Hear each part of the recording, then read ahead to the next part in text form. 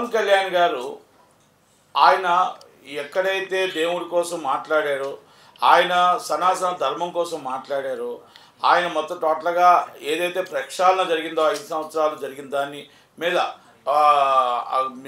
దీక్ష పూని దీక్ష తిరుపతిలో తీసుకున్న 2 పిల్లలతో ఆయన దర్శనానికి వచ్చారు. అప్పటి నుంచి కొంతమంది ఆయన అంటే ఎందుకో పడట్లేదు. ఫస్ట్ వ్యక్తిగత విభేద ప్రకాష్ రాజ్ గారు ఉన్నారు. ఉదాహరణకి ఫస్ట్ ఏదో చెప్పారు, రాజకీయంగా లాగొద్దన్నారు, మళ్ళీ తర్వాత అయిపోయింది. తర్వాత వచ్చి బాబా వచ్చాడు, 2 నామాలు పెట్టుకొని కొత్త బాబా వచ్చాడు అన్నారు. ఒకటి. రెండోది వచ్చి ఇప్పుడు ఏదేదో ఇష్టం వచ్చాడు మాట్లాడుతున్నా. అంటే నేను ఏమడుగుతున్నా అంటే, ప్రకాష్ రాజ్కి అడుగుతున్నా, నీకు స్టాండర్డ్ ఉందా అని అడుగుతున్నా, అసలు నీకు క్రెడిబిలిటీ ఉందా అని అడుగుతున్నా. నువ్వు ఎప్పుడైనా ఏ దాని మీదైనా స్పందించావా? ప్రజల కోసం స్పందించావా? ఒక పూట తిండి పెట్టావా? ప్రజల కోసం ఎప్పుడైనా నువ్వు ఆలోచించావా? ఏ రోజైనా ఇండస్ట్రీ కోసం నువ్వు ఆలోచించావా? ఇండస్ట్రీ కోసం ఎవరికైనా అన్యాయం జరిగితే నువ్వేమైనా ఖండించావా? ఇండస్ట్రీ కోసం నువ్వు వచ్చావా అని అడుగుతున్నా. నీ స్వార్థం కోసం, నీ తాలూకులు కాపాడుకోవడం కోసం, నువ్వు మొత్తం టోటల్గా ఈ మీడియాని డైవర్ట్ చేయడం కోసం, కేటీఆర్ గారి మీద వచ్చిన మీడియాని, సురేఖ గారి కొండ సురేఖ గారు కేటీఆర్ మీద వచ్చిన మీడియాని డైవర్ట్ చేయడం కోసం డైరెక్ట్ పాలిటిక్స్ మీరు చేయలేదని అడుగుతున్నాను నేను డైరెక్ట్గా. మీరు పవన్ కళ్యాణ్ గారి మీద మీరు మాట్లాడితే ఇమీడియట్లీ మీకు అక్కడ కేటీఆర్ గారిని కాపాడుకోవాలి. ఇంతకుముందు రేణు దేశాయ్ గారి మీద వచ్చిన ప్రాబ్లం వచ్చింది, వాళ్ళు ఇంతమంది ట్రోల్ చేశారు, ఇంతమంది అమ్మాయి ఏడ్చుకుంటూ చెప్పింది, ఇలా నన్ను ట్రోల్ చేయొద్దు, నేను రాజకీయాల్లో లేను అని చెప్పేటప్పుడు మీ సినిమా ఇండస్ట్రీలో మీరు ఏమైపోయారు అడుగుతున్నాను ప్రకాష్ రాజ్ గారు.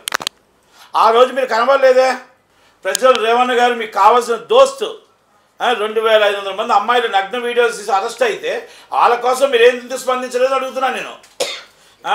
అలాగే మీరు మొత్తం టోటల్ రజనీకాంత్ గారు అవమానిస్తే రజనీకాంత్ గారిని ఆ రోజు స్పందించలేదే. మొత్తం టోటల్ 2016-17లో మొత్తం టోటల్గా అందరినీ డ్రగ్స్ కేసులో నించోబెట్టి లైన్ పెట్టి, సినిమా టికెట్లో లైన్ పెట్టి మొత్తం 15 రోజులు వాళ్ళ పరువులు తీస్తున్నప్పుడు ఏం స్పందించలే.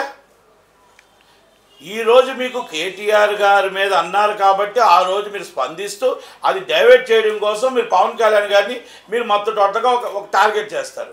నేను మిమ్మల్ని ఏమంటున్నా, సెక్యులరిజం తప్పలేదు. హిందూ వారు ముస్లిం మరి క్రిస్టియన్ ఎవరి దేవుడు వాళ్ళకి పవిత్రత ఉంటుంది. ఆయన ఏమడిగాడు, నా హిందూ దేవుణ్ణి మనం నాకు 80% నీ హిందుత్వాన్ని మనం సనాతన ధర్మాన్ని మనం కాపాడాలి అని చెప్పాడు. కాపాడాలి అని చెప్పేటప్పుడు ఆయన గతంలో జరిగింది, ఆయన మొత్తం తిరుపతిలో ఏమి జరిగిందో, ఏ అన్యాయం జరిగిందో ఆయన మొత్తం దాన్ని వివరిస్తూ దానికి దీక్ష తీసుకొని ప్రక్షాళన చేయడానికి వచ్చాడు. అది కొత్త బాబా వచ్చాడు, లేకపోతే పంగనామాలు పెట్టాడు. ఇవన్నీ ఏంటంటే మీరు దేవుణ్ణి అవమానిస్తున్నారు. మీరు దేవుణ్ణి అవమానిస్తారు, పవన్ కళ్యాణ్ గారిని కాదు. మీరు పవన్ కళ్యాణ్ గారి కాలు గోటుగాడు కూడా పనికిరారు.